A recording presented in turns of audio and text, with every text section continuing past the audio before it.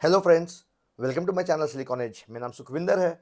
आज मैं आपके सामने अगेन एक लैपटॉप का रिव्यू लेके आया हूँ और ये जो लैपटॉप है ये बहुत ही नोन ब्रांड से आता है। ये एचपी का लैपटॉप है। तो मैं बात कर रहा हूँ एचपी के इस 15S लैपटॉप की, जिसका एग्जैक्ट मॉडल है EY2000AU। इसके एक्चुअली दो वेरिएंट्स आते हैं, एक 256GB SSD के साथ और एक 512GB SSD के साथ। दोनों के प्राइस कुछ इस तरह से हैं। 256GB वाला जो वेरियंट है उसका प्राइस है 34,990 और जो 512GB वाला वेरिएंट है उसका प्राइस है 39,990। तो ये जो प्राइस डिफरेंस है बस स्टोरेज का फर्क है, बाकी सब कुछ सेम है। ये जो मेरे पास वेरिएंट आया है 256GB SSD वाला, तो इसके बाद आगे हम डिस्कशन करते हैं इस प्राइस में क्या ये लेना चाहिए। प्राइस तो बहुत ज्यादा नहीं है, बजट सेगमेंट का लैपटॉप है ये। क्या ये रिकमेंडेड लैपटॉप है मेरी तरफ से? मैं सब कुछ आपको बता दूंगा, इसके स्पेसिफिकेशंस, परफॉर्मेंस, सब कुछ मैं आपको दिखा दूंगा। उसके बाद जल्दी से मेरे चैनल को सब्सक्राइब कर लें क्योंकि मैं इस तरह वीडियोस लाते रहता हूँ। चलिए फ्रेंड्स, आगे बढ़ते हैं। बात कर लेते हैं बिल्ड क्वालिटी की। तो जिसके वो पता है एचपी की बिल्ड क्वालिटी हमेशा अच्छी ही रहती है। भले ही इसका कम प्राइस का भी लैपटॉप हो, लेकिन ये लुक्स और बिल्ड क्वालिटी में बहुत अच्छा काम करता है। ये फुली सिल्वर कलर में आता है और इस पे एक पैटर्न बना हुआ है। इसकी बेस है, इसके ऊपर डिस्प्ले का जो टॉप है इसकी अगर मैं बात करूं तो ये फुल्ली सिल्वर कलर में आता है। यहाँ एचपी की ब्रांडिंग है और हल्का सा शाइनी भी है। कीबोर्ड भी फुल्ली सिल्वर है, ग्रे कलर के लेटेस्ट प्रिंटेड है। तो यहाँ मैं कोई कंप्लेंट्स नहीं दूंगा। और प्लास्टिक बॉडी है, कोई मेटल वगैरह यूज नहीं किया और मजबूती भी है लैपटॉप में। अगर आप बोलो इसके एक हाथ लेके मूव करते तो कुछ खास फ्लेक्स महसूस नहीं होगा। और स्क्रीन की अगर वॉवलनेस की बात करते हैं तो देखिए स्क्रीन वॉवल भी नहीं होती है। तो यहाँ भी बहुत अच्छा काम किया एचपी ने। बस ये जो बेजल्स हैं स्क्रीन के ये ब्लैक है, बाकी सब कुछ इसका सिल्वर है। काफी मजबूत है, देखिए काफी मजबूत लैपटॉप है। तो यहाँ कोई कंप्लेंट्स नहीं है। इसकी अगर वेट की बात करते हैं तो 1.69 kg का है, तो बहुत ज्यादा हेवी नहीं है। तो अगर आप लेके घूमते भी हो इधर पोर्टेबल टाइप का लैपटॉप को चाहिए तो कोई कंप्लेंट्स नहीं मिलने वाली है आपको। बात करते हैं पोर्ट्स की, तो आप राइट साइड जाओगे तो सबसे पहले आपको HDMI 1.4B मिलेगा और ये 4K @60 सपोर्ट करता है। फिर आपको यहाँ पर टाइप सी पोर्ट मिलता है जो कि एक सुपर स्पीड पोर्ट है। मींस आपको 5 GPS की स्पीड मिलती है यहाँ पर, बट यहाँ कोई डिस्प्ले आउट का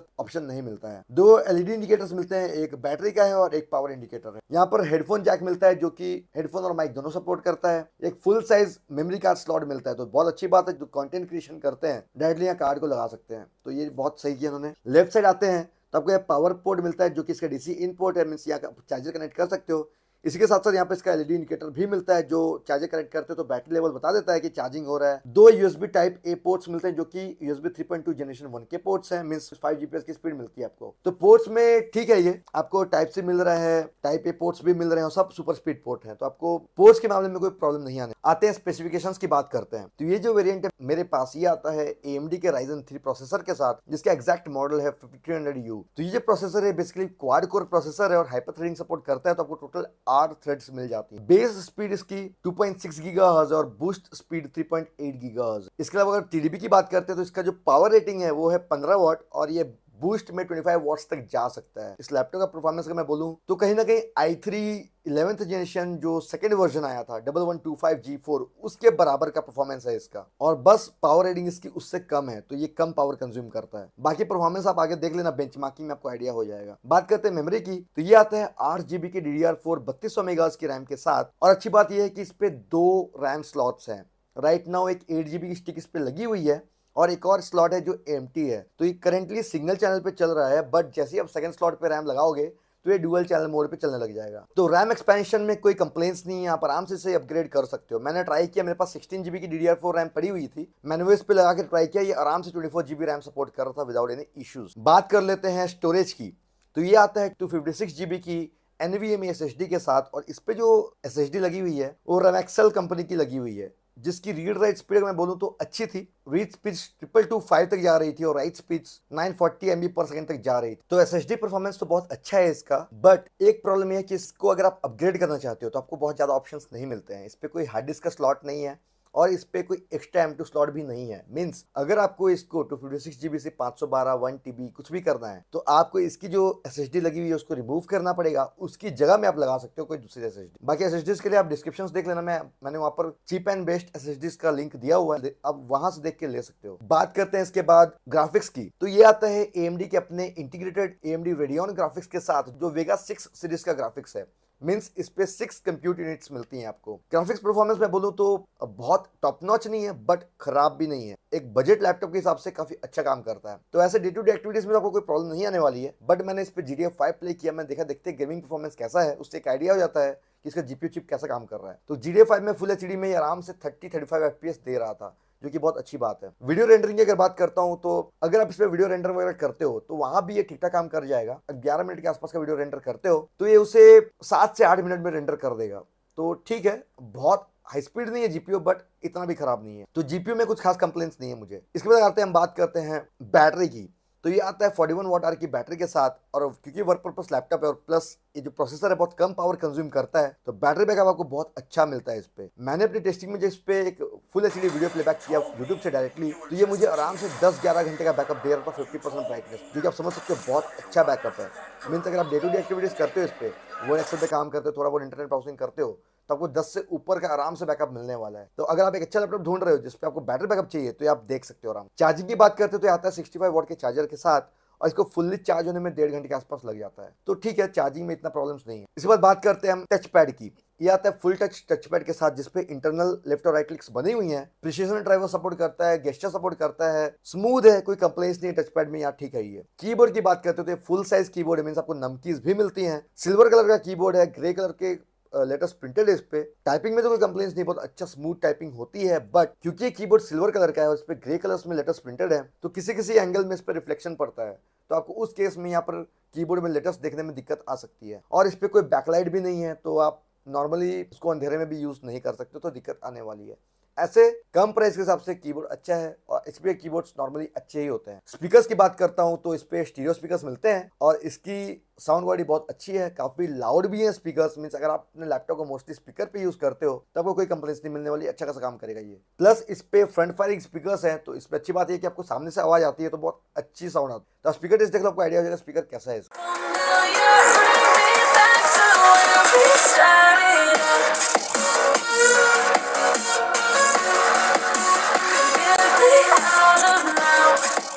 बात करते हैं वेब कैमरा और माइक की, तो डिस्प्ले के टॉप में आपको यहाँ पे वेब कैमरा और माइक मिलता है। 720p रिजोल्यूशन सपोर्ट करता है ये कैमरा, और डुअल माइक्स हैं जो नॉइस कैंसलेशन सपोर्ट करते हैं। आप कैमरा माइक टेस्ट देख लो, आपको आइडिया हो जाएगा कैमरा माइक कैसे हैं। अब मैं आपसे इसके कैमरे से बात करूं, इससे आपको आइडिया होगा इसका कैमरा कैसा है और इसकी वीडियो कैसी आ रही है, साउंड कैसी है, आपको इससे भी अंदाजा मिल रहा होगा इसका कैमरा कैसा है। कैमरा मुझे उतना खराब नहीं लगा। चलिए आगे बढ़ते हैं। कनेक्टिविटी की बात करते हैं तो जैसे कि इस पे आपको कोई लैंड पोर्ट नहीं मिलता है, तो आप टोटली वायरलेस पे डिपेंड हो जाते हैं। तो यहाँ पर एक ड्रॉबैक ये है कि इस पे वाईफाई 6 नहीं दिया है, इस पे नॉर्मली वाईफाई 5 का सपोर्ट है, और इस पे रियलटेक का RTL 8821CE चिप का वाईफाई कार्ड लगा हुआ है जो ब्लूटूथ 5.0 सपोर्ट करता है। वाईफाई स्पीड ठीक थी, तो यहाँ कोई प्रॉब्लम नहीं, बट गीगाबिट्स की अगर स्पीड आपके वायरलेस की तो दिक्कत आ सकती है। बात करते हैं डिस्प्ले की। HP ने इस पे जो डिस्प्ले दिया है उसने बस ये मेंशन किया है कि ये फुल HD स्क्रीन है, 15.6 इंच की स्क्रीन है, और 215 इंच की ब्राइटनेस सपोर्ट करती है। बट कहीं भी उसने ये मेंशन नहीं किया है अपनी साइड में कि ये कैसी स्क्रीन है, और Amazon में मेंशन है कि IPS स्क्रीन है, तो वो गलत है। इस पे जो स्क्रीन लगी हुई है TN स्क्रीन। सिंपल सी बात है, एक TN और IPS में डिफरेंस ये होता है कि अगर IPS स्क्रीन आप यूज करते हो तो साइड से भी वो नेगेटिव नहीं होती है स्क्रीन। इसकी स्क्रीन साइड से नेगेटिव हो रही थी, जिससे ये समझ में आ रहा है कि ये TN स्क्रीन है। तो ये गलत था इन्फॉर्मेशन जो वेबसाइट पे दिया हुआ है Amazon। तो व्यूइंग एंगल्स इसके उतने अच्छे नहीं है, तो मुझे अच्छा नहीं लगा। ऐसे बाकी TN पैनल से थोड़ा अच्छा है ये। मीन्स अगर आप लेनोवो में जाओ, एसर में जाओ, उनके TN स्क्रीन से ही अच्छा स्क्रीन है। तो यहाँ पर मुझे थोड़ा सा ड्रॉबैक है इसमें, क्योंकि अगर आप मोस्टली स्क्रीन यूज करोगे लैपटॉप की तो आपको कहीं ना कहीं लगेगा कि स्क्रीन और अच्छी होनी चाहिए। परफॉर्मेंस की बात करते हैं। डे टू डे एक्टिविटीज में आपको कुछ समझ में नहीं आने वाला, बहुत क्विकली काम होगा इस पे। अब मैंने इस पे 2 मोड में टेस्टिंग किया है, सिंगल चैनल मोड पे और डुअल चैनल मोड पे। जब मेमोरी में इसकी 8GB थी सिंगल चैनल, और जब इस पे मैंने रैम अपग्रेड करके डुअल चैनल की थी उस केस। सिंगल चैनल मोड में इसका परफॉर्मेंस जो है CPU स्कोर वो है 10194 पॉइंट, 2D स्कोर जो है वो है 491 पॉइंट्स, और 3D स्कोर जो है वो है 1287 पॉइंट। मेमोरी स्कोर जो है वो है 2143 पॉइंट्स।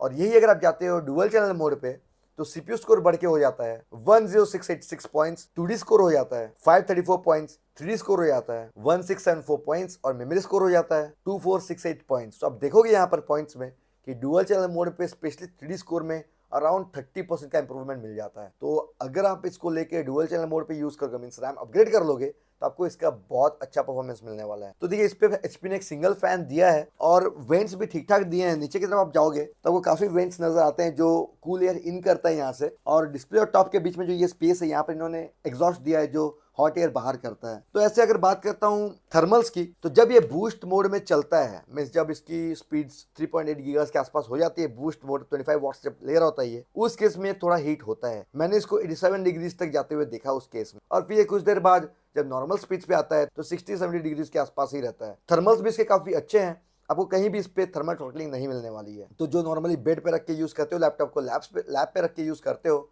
उनको कोई इश्यूज नहीं आने वाले हैं। सॉफ्टवेयर की बात करता हूं तो ये आता है Windows 11 home single language edition के साथ, जो कि लाइफ टाइम फ्री है। और उसके साथ साथ आपको MS office home and student 2021 edition भी फ्री मिलता है लाइफ टाइम। ये चीज बहुत अच्छी है कि उन्होंने ये दोनों चीजें लाइफ टाइम दी हैं, तो ऑफिस भी इस पे आपको लेने की जरूरत नहीं पड़ेगी, आप फ्री में यूज कर सकते हो। अब बात करते हैं रिकमेंडेशन की। तो रिकमेंडेशन से पहले मैं बता दूं इसके कुछ प्रोज एंड कॉन्स। तो प्रोज की अगर बात करता हूं तो परफॉर्मेंस बहुत अच्छा है इस लैपटॉप का, इसका प्रोसेसर बहुत अच्छा है, बैटरी बैकअप बहुत अच्छा है, स्पीकर्स अच्छे हैं। पहला कॉन इसका ये है कि इस पे आपको स्क्रीन अच्छी नहीं मिलती है, थोड़ा TN पैनल है, तो यहाँ पर आपको थोड़ा एडजस्ट करना पड़ सकता है। ऐसे बाकी इसका परफॉर्मेंस काफी बढ़िया है। प्राइस के हिसाब से ये हाईली रिकमेंडेड लैपटॉप है, आप आराम से ले सकते हो। तो ये था मेरा रिव्यू HP के 15S EY 2000 AU लैपटॉप का। होप आपको आइडिया आया होगा लैपटॉप कैसा है। अगर आपको मेरा वीडियो पसंद आया तो प्लीज लाइक करें और मेरे चैनल को सब्सक्राइब करें, क्योंकि मैं इस तरह के वीडियोस लाते रहता हूँ। Thank you friends, bye bye.